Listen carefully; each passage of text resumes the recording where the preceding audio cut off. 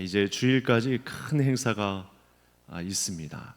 세 가지 행사 정도가 있는데 내일 우리 구역 인도자 또 구역장님들 위로회가 있습니다. 그래서 원주에 가서 하나님 주신 자연 속에서 또 그동안 주신 사역의 위로와 또 안위가 있도록 위해서 기도해 주시고 안전하게 잘 다녀올 수 있도록 기도해 주시고, 주일에는 우리 가족 이후 초청 주일이 있습니다. 그래서 오늘의 메시지는 우리 초청 메시지에 주안을 두었고, 그리고 오후에는 또 한국교회 연합예배 큰 기도회를 하려고 지금 초비상 상태입니다. 오늘 뉴스에 지금 뜨고 있는데 서울 거리가 초비상 상태라고 합니다. 각 큰 교회들에서 맡긴 그 인원이 거의 차가고 있어서 처음엔 시큰둥했다가 지금 움직임이 심상치 않아서 경찰들 또 행정 직원들이 비상 상태라고 합니다. 같이 연합된 마음으로 그렇게 기도를 해주시면 좋겠습니다. 오늘도 하나님의 말씀 속에서 우리 하나님의 은혜와 예수님의 평강이 누려지는 이 복된 밤 되기를 간절히 소원합니다.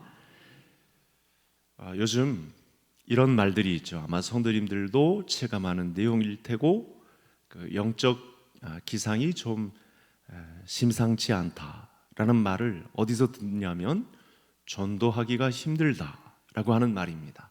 실제로 전도하기가 쉽지 않습니다. 전도 현장을 나가보면 제가 전도사 때 전도할 때의 기류와 요즘의 전도 기류는 좀 차이가 있는 것 같습니다.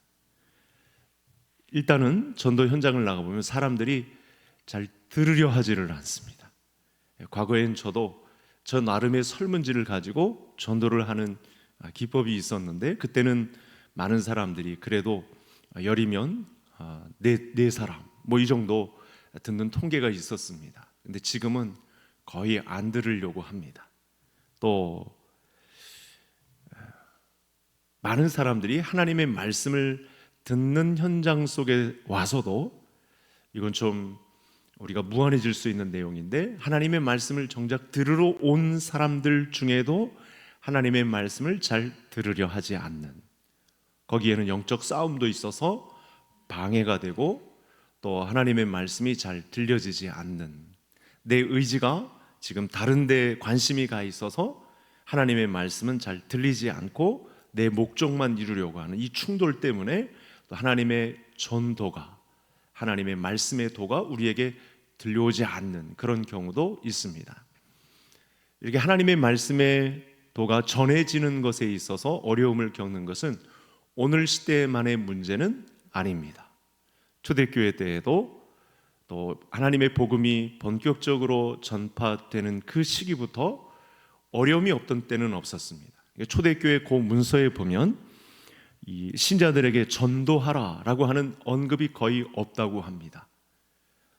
또 전도한다는 것이 너무 위험한 일이었기 때문에 이게 언제 어느 시에 나는 들었다, 이런 일이 믿음이 연약한 성도들에게 또 취조하는 로마 당국에 의해서 발각이 되면 죽음과 직결되는 문제이기 때문에 그런 말이 사실은 없었다고 합니다. 그런데도 여러분, 초대교회만큼 하나님의 복음이 왕성하게 아주 강력하게 전달된 적이 없었죠. 그때는 아주 무시무시하게 복음 전파 속도가 강렬했습니다. 이유가 있습니다. 그게 사람의 말이 아니라 이 성도들의 삶으로 성경적 적용이 제대로 되었기 때문에 사실은 걷잡을 수 없는 하나님 나라가 확장되는 그런 일이 있었고, 우리 한국교회 초대교회사에도 이런 과정을 밟았었습니다.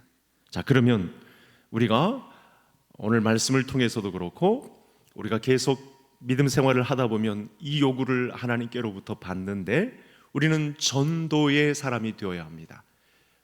이 업그레이드 항목의 마지막에 자리 잡은 전도 선교의 삶을 우리가 균형 있게 살아가는 백성이 되어야 하는데, 그러면 우리가 하나님의 말씀의 도를 어떻게 잘 전달할 수 있을까? 이건 우리의 고민입니다.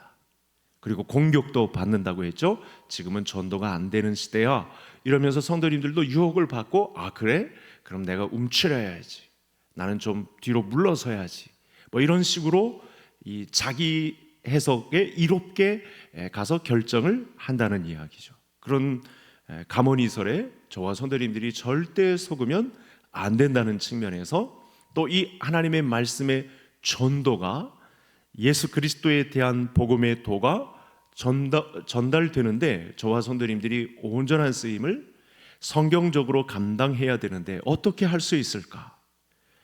여러분, 하나님이 우리에게 하나님의 말씀을 주신 경로를 보면 이 문제는 좀 쉽게 풀이가 됩니다. 한 세 가지 큰 하나님의 말씀이 우리에게 전달되고 우리도 그 말씀의 경로를 따라 하나님의 말씀의 도를 전달할 수 있는 비밀이 한 세 가지 정도가 있습니다. 가장 큰 것은 무엇이냐면 예수님이 말씀이신데 육신을 입고 이 땅에 오셨다는 거죠. 가장 강력한 증거입니다. 하나님의 말씀이 우리에게로 전달된 가장 강력한 통로죠. 예수님은 이렇게 말씀이 육신으로 오신 것에 대해서 그대로 우리의 말을 통해서, 우리의 전 삶을 통해서 예수님이 전달되기를 원하십니다. 전도는 바로 이 경로에 놓여 있는 것이죠. 두 번째는 하나님의 말씀을 성경으로 기록하셨다는 사실입니다.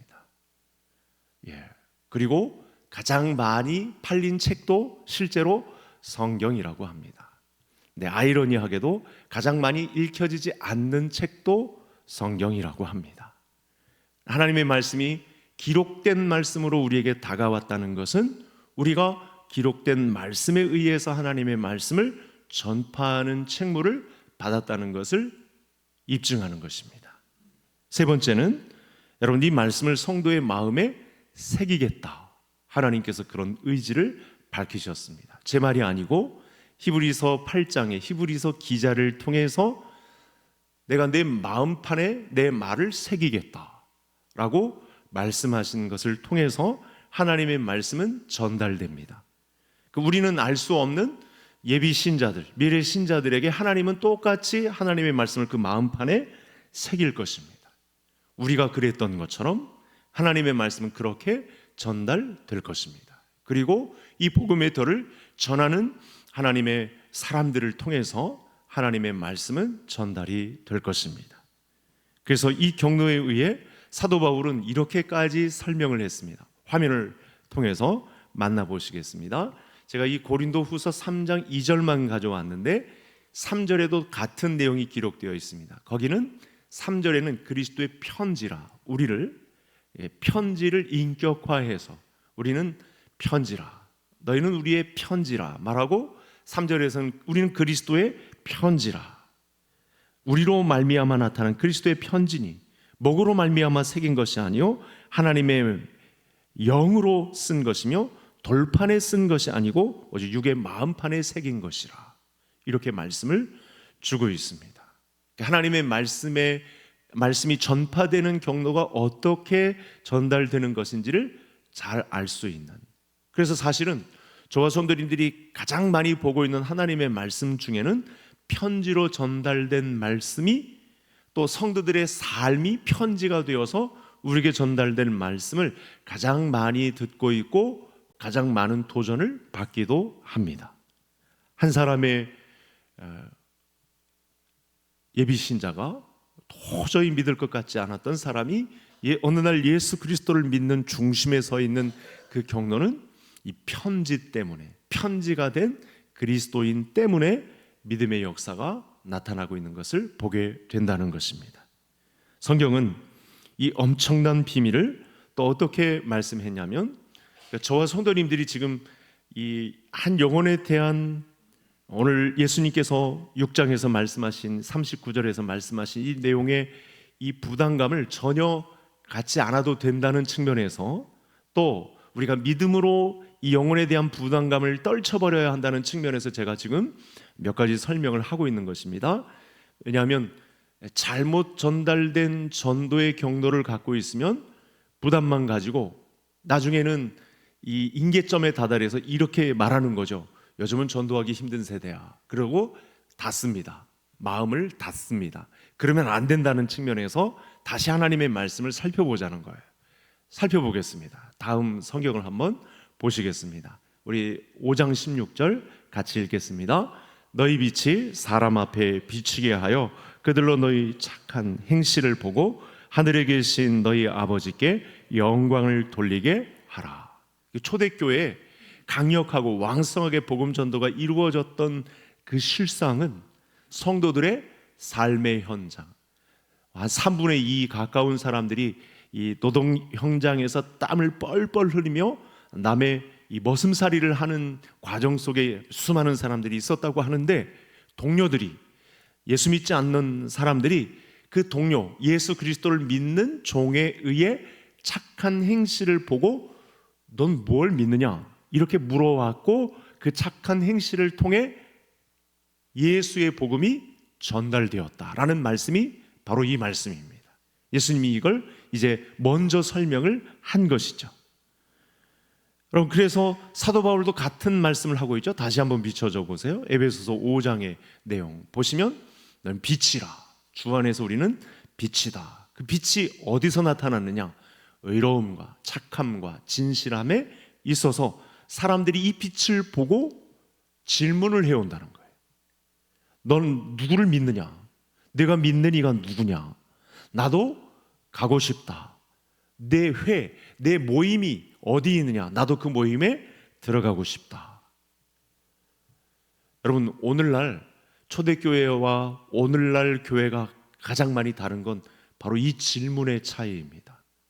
초대교회는 이 질문에 의해서 성도들이 왔고, 그래서 거기서 그들의 착함과 의로움과 진실함에 의해서 똘똘 뭉친 교회였습니다.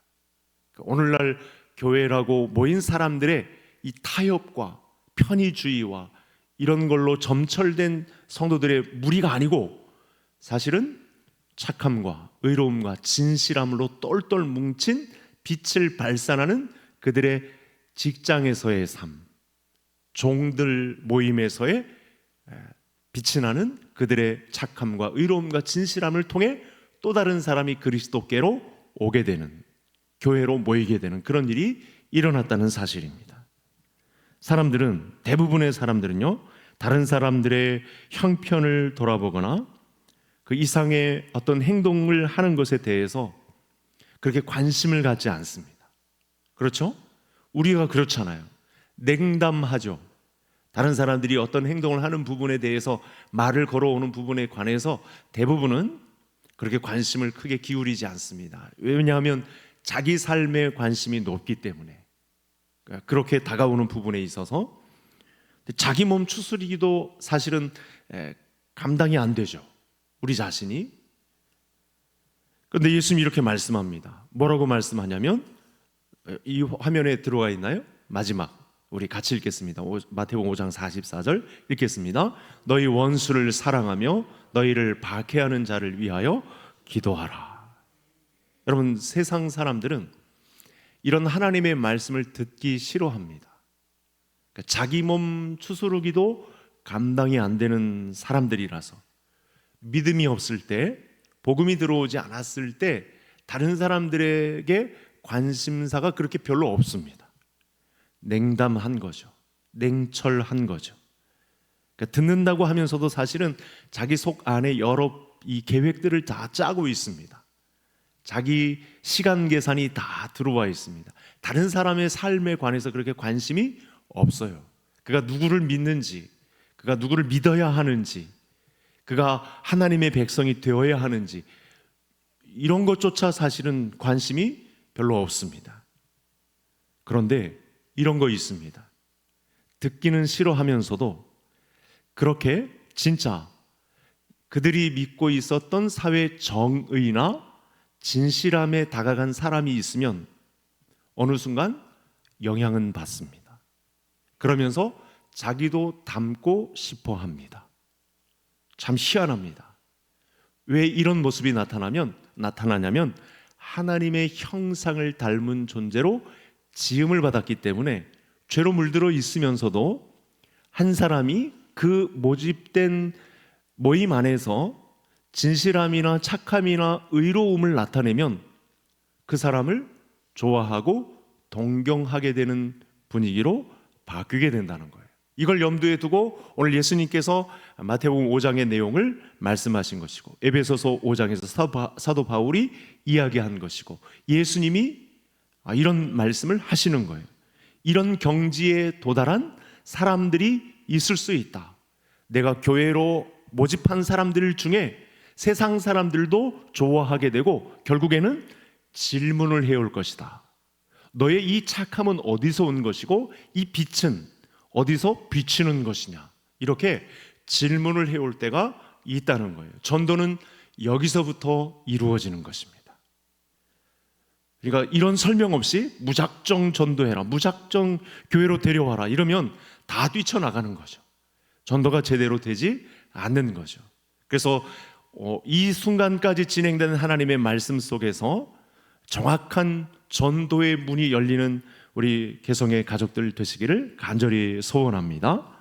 여러분, 예수님 믿는 사람들이 세상을 살아갈 때 어려움 중에도 믿음으로 기뻐하죠. 또 믿음에 의해서 기도합니다. 믿음에 의해서 도저히 감사할 수 없는 조건인데 감사하며 살아가는 모습을 보고 주변 사람들이 어떻죠? 충격을 받습니다. 저 사람 저렇게 기뻐해도 되나? 저렇게 얼굴이 환해도 되나? 저렇게 즐거워해도 되나? 저 사람 만난 난관과 곤란함과 어려움을 내가 알고 있는데 저렇게 감사해도 되나? 저렇게 얼굴이 밝아도 되나? 그러면서 물어올 때가 있다는 거예요. 당신은 왜 기뻐하십니까? 당신은 왜 감사할 수 없는 조건 가운데서도 왜 감사합니까? 왜 그렇게 즐거워하십니까?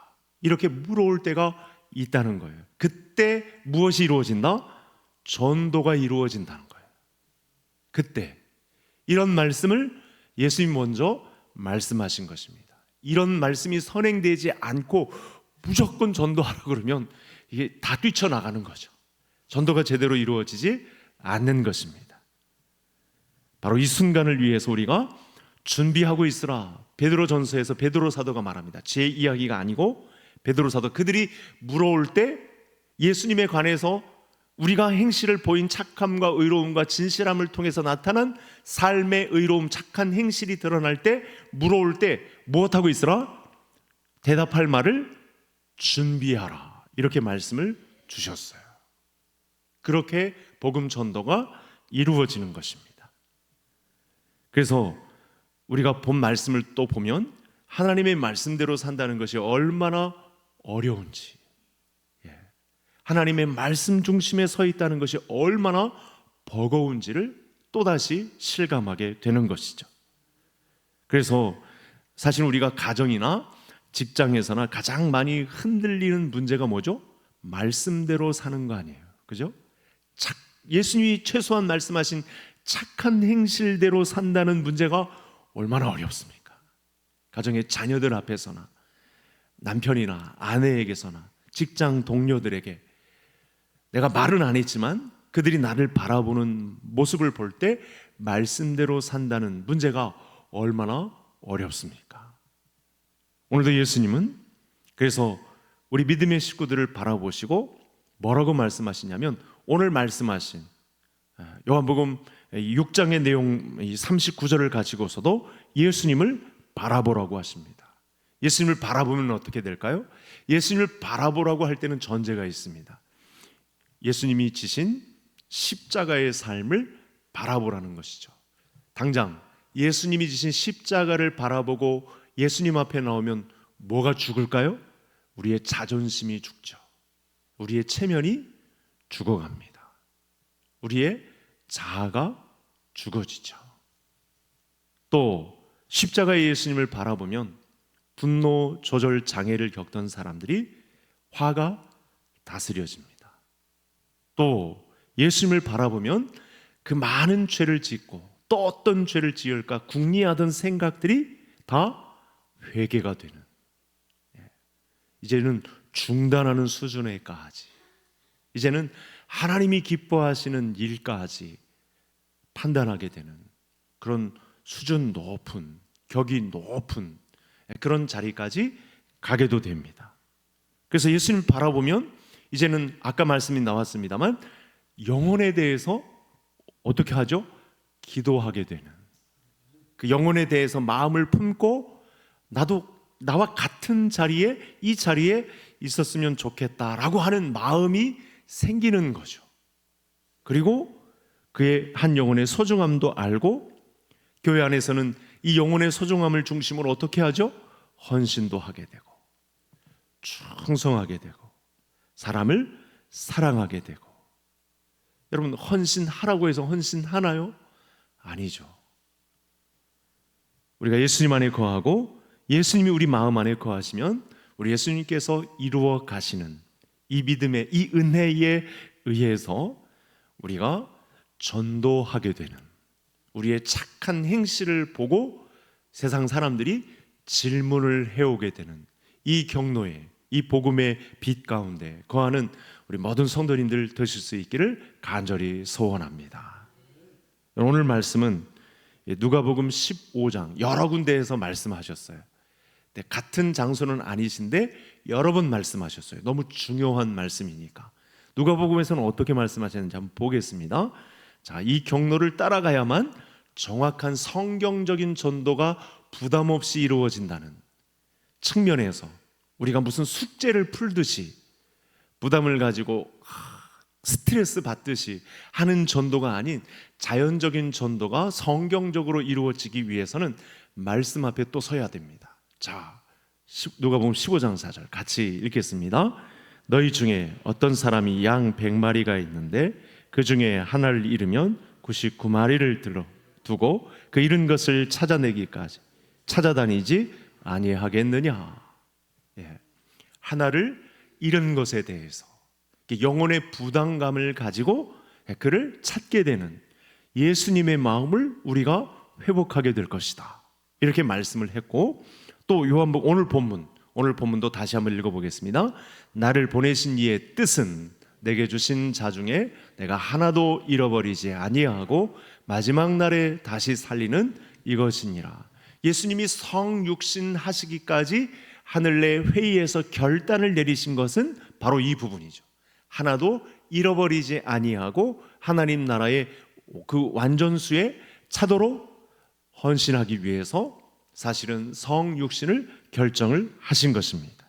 그래서 예수님 입장은 하나님 나라의 임금이시니까, 하나님 나라의 그 호를 고난받고 이 땅에 오셨던 것이니까 한 생명을 구하는 것은 사실은 하나님의 나라를 세운다는 측면이 저와 성도님들에게 동일하게 적용됩니다.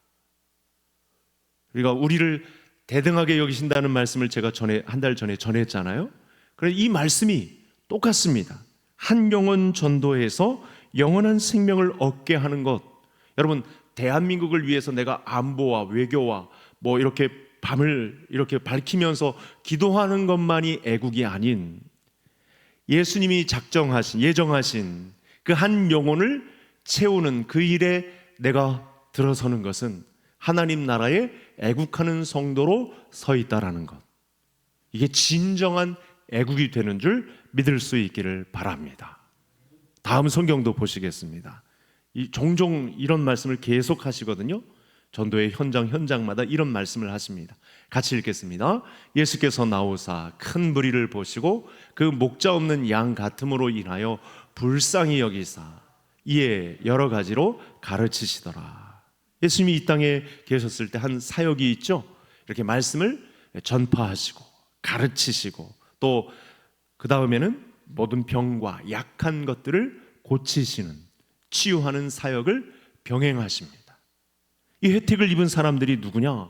오늘 말씀에 보니까 큰 무리들을 보시고, 이렇게 사실은 이 큰 무리들이 예수님의 죽음에 깊이 관여하는 사람들이고, 또다시 역전 현상이 나타나죠. 이들이 이 말씀을 또 기억하고 나중에는 이 초대교회의 잠재적인 미래 신자들로 또 하나님 나라의 엄청난 일들을 감당하는 잠재적인 신자들입니다. 그래서 이 혜택을 입은 사람들이 무리들입니다. 다수의 군중들입니다. 뭐라고 하냐면 이들을 보고 목자 없는 양같이 여겨졌다. 예수님 입장에서. 그래서 저는 우리의 전도 대상자들을 보며 예수님의 마음인 목자 없는 양같이 유리방황하는 양들처럼 그렇게 보게 되는 눈을 먼저 회복할 수 있는 성도님들 되실 수 있기를 바랍니다. 세상에 가장 불쌍한 사람들이 누구냐면 목자 없는 양같이 유리방황하는 사람들입니다. 그래서 예수님의 눈을 가지고 우리가 전도의 현장에 임해야 되는 거죠. 그런 마음 없이 무턱대고 갔다간 백전백패입니다. 여러분, 이 땅에서는 이 좋은 감독의 눈에 들면요, 무명의 배우라도 스타가 되죠. 요즘 정년이, 저도 지금 정년이에 빠져 있습니다. 정년이에 김태리가 이제 주연 배우지 않습니까? 박찬욱 감독의 눈에 들었어요. 오디션을 보는 현장에 수천 명이 왔대요. 뭐 3천 명 이상이 왔대요. 뭐 최고래요. 영화 한 편 찍으려고 모집을 했는데 박찬욱 감독의 눈에 딱 들었습니다. 얼마나 연기 잘합니까? 미스터 션샤인에서도 저에게 감동을 주더니 요즘 정년희에서 이렇게 감동을 주고 있는데요. 여러분, 박지성이 무명의 축구 선수였을 때 허정무 감독의 눈에 들어온 거예요. 그리고 추천을 해서 히딩크 감독에게 보내주었더니 그것도 네덜란드 그 리그에 발탁이 되고 맨유의 또 유명한 축구 선수가 되고, 여러분, 이 무명의 선수가 수원에 가면 박지성 거리가 있을 정도로 이렇게 멋진 그런 인물이 됩니다. 여러분, 큰 무리 중에 유리방황하는 양처럼 보시고 예수님께서 그들을 발탁하십니다. 그러니까 무리의 신앙을 목자 없는 양 같다라고 한 것은 그들에게 인도자가 없다, 구원자가 없다는 사실을 본 거죠. 이 말씀을 드리는 이유는 사실은 우리가 무리에만 섞여 있으면, 또 저와 성도님들이 늘 영적인 부담을 안고 있는 사람들 중에 그들이 무리에만 섞여 있으면 예수님을 만날 수가 없습니다. 본문과 같은 맥락에서 예수님이 보신 무리의 상태가 또 있습니다. 어떻게 보시는가 한번 보겠습니다. 이 큰 무리들을 그렇게 보셨다고 했는데 거의 같은 내용입니다. 자, 9장 36절 밑에 거 같이 읽겠습니다. 무리를 보시고 불쌍히 여기시니 이는 그들이 목자 없는 양과 같이 고생하며 기진함이라. 여러분, 불쌍히 여겼다. 예수님이 보실 때 고생하며 기진함이라. 이걸 보시는데 고생하며 기진하는 모습을 보니 불쌍히 여기시는 거예요. 예수님께서. 그 불쌍히 여겼다라는 말씀, 바꿔 쓸 수 있는 말이 뭐냐면 측은히 여겼다라는 말씀입니다. 하나님은 예수님을 통해 구원받는 자기 백성들이 같은 심정을 가지고 사실은 무리를 바라보기를 원하십니다. 예수님의 마음과 똑같은 마음으로 그 착함과 의로움과 진실함을 가지고 무리를 보셨던 예수님의 마음을 저와 성도님들에게도 똑같이 나눠주셔서 그 무리들을 측은히 여기시는 예수님의 마음을 저와 성도님들에게도 갖기를 원하신다는 거예요. 그 마음이 오늘 밤 회복되고 이 마음 가지고 기도할 수 있는 성도님들 되실 수 있기를 바랍니다. 우리가 복음의 전함을 감당할 때 가져야 할 아주 중요한 말씀이 되겠습니다. 불신자들을 바라볼 때 영원한 지옥불에 떨어진다. 사실은 이런 것보다는 그 이후에 그들이 그렇게 예수님의 사람이 갖는, 예수님이 갖는 그 괴로움, 한 영혼을 잃어버리는 듯한, 배제되는 듯한, 그 큰 구렁으로 떨어지는 듯한 그 괴로움을, 예수님의 마음을 가지고 측은히 여기는 그 마음이 회복되어야 한다라는 간절한 호소가 지금 계속 반복해서 살펴보고 있는 말씀 중에 예수님의 마음이 들킵니다. 그래서 이런 거 있잖아요. 불신자들을 이렇게 수없이 바라보고도 기도하지 않아도 뭐 거의 불편함 없이 사는 것, 그런 마음이 발각되었을 때 우리가 고통이 되어야 된다는 거예요. 고생하며 기진한 우리 성도들조차도 그렇게 하지 못하고 있음도 마찬가지고, 여러분, 큰 무리들 중에, 우리 가족, 이웃들 중에, 나와 관계를 맺고 있었던 사람들 중에 그렇게 치근한 마음을 갖지 않고도 별로 불편함 없이 살아왔던 나 자신을 돌아보며 이 말씀에 도전을 받으라는 거예요. 전도는 그렇게 이루어진다고, 그 불쌍히 여김에서 시작된다고, 그 현장에서 예수님이 작정한 자기 백성, 하나님의 자기 백성들이 그 교회로 모인다고 하는 말씀을 주고 있는 것입니다. 이것이 바로 치근히 여김입니다. 예수님 본문을 통해서 무리가 무리를 인도할 수는 없습니다. 무리는 인도자를 반드시 만나야 합니다. 큰 무리라고 할지라도 큰 무리가 큰 힘을 발휘할지는 모르겠지만 큰 무리는 큰 무리로서 있다가 그만 망합니다. 그런데 그 무리들 중에 구원자를 만나면 그들의 인생에는 답이 있습니다. 바로 이걸 우리에게 도전해 주고 있습니다. 여러분, 소경이 절대 소경을 인도할 수 없음과 같습니다. 그래서 예수님께서 이렇게 말씀하시죠. 결국은 이런 경로를 따라서 하나님의 복음의 도가 전달이 되어야 되는데, 예수님께서 이 모든 과정을 보고 이 전 시대를 넘나들면서 우리에게 말씀하신 내용이 마지막으로 있습니다. 그래서 이걸 가지고 우리가 이제 기도를 할 텐데, 한번 마지막 화면 한번 보시겠습니다. 뭐라고 말씀하시냐면 우리 37절 38절 쭉 다 읽겠습니다. 이에 제자들에게 이르시되 추수할 것은 많되 일꾼이 적으니 그러므로 추수하는 주인에게 청하여 추수할 일꾼들을 보내주소서 하라 하시니라. 여러분, 우리가 사는 세상에요, 일꾼들이 얼마나 많은지 모릅니다. 우리 한국 사회는 특히 일에 사실은 광신적으로 세상 이 세계 사람들과 비교해서 일에 미친 사람들이 굉장히 많아요. 또 고급 인력도 많다고 합니다. 이제 고등학교만 졸업해도 일본 회사에서 줄을 서서 고급 인력들을 빼가느라고 한쪽에서는 난리라고 합니다. 또 어떤 대기업에서 또 유명한 회사에서 근무했던 이력을 갖고 있던 사람들을 빼내려고 혈안이 되어 있다고 합니다. 전 세계 기업들 중에서. 그런데 예수님의 말씀에 의하면 우리 주위에는 추수할 사람이 너무 많다, 이렇게 말씀하시네요. 우리의 믿음에 눈을 뜨지 않으면 사실은 본문 말씀에 전혀 상관없는 삶을 살게 되는데, 오늘 이 말씀을 한번 잘 보시기 바랍니다. 여러분, 눈이 멀면 어떻게 살아갑니까?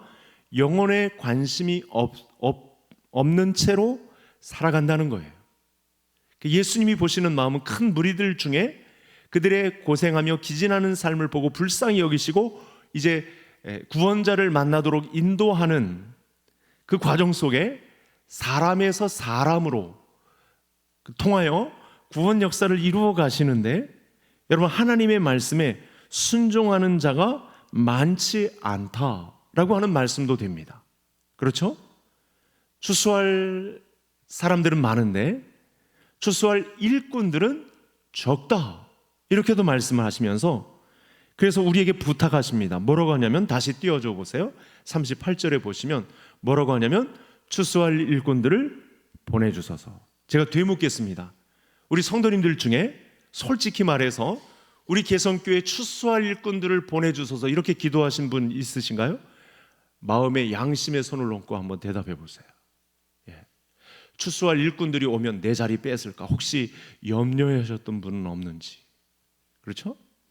여러분, 정확한 예수님의 말씀, 우리의 형편을 잘 아시고, 여러분, 이거 저도 놀랐어요. 말씀을 보다가 우리 교회에 추수할 일꾼들을 보내주소서, 나를 비롯해서 내가 그런 사람이 되고 내게 질문을 해오는 세상 사람들이 있고 큰 무리들 중에서 빠져나와서 구원자인 예수님을 바라보고 자아를 죽이고 치근히 여기시는 예수님의 마음을 가지고 이 추수할 일꾼들 중에 있고, 또 너무나 적기 때문에 예수님의 마음을 공유한 사람이, 믿음의 동역자가 참으로 없기에 우리 교회에 추수할 일꾼들을 보내어 주셔서 기도한 적이 있는가 돌아보자는 거죠.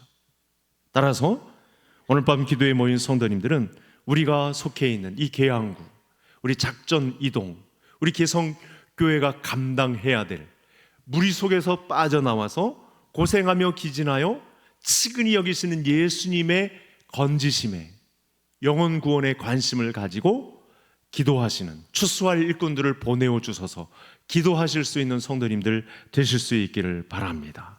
이제부터라도 늦지 않았습니다. 우리가 이 일을 위해서 연합되어야 합니다. 장기전입니다. 기도를 계속해야 합니다. 더 많은 일꾼이 올 때까지, 더 추수의 일꾼이 채워지는 그 하나님 나라 완성이 될 때까지 우리는 이 일을 멈출 수가 없습니다. 오늘 이 밤에 우리 영혼의 목자가 있어야 할 무리들을 치근하게 바라보시는 우리 예수님의 사람 제자들로 고생하며 유리하는, 방황하는 영혼들을 바라보고 그들에게 눈 떠서 또 우리에게도 추수할 일꾼들이 있어서 이 하나님 나라 완성의 주인공들이 되는 그런 은혜가 있기를 주의 이름으로 축복합니다. 말씀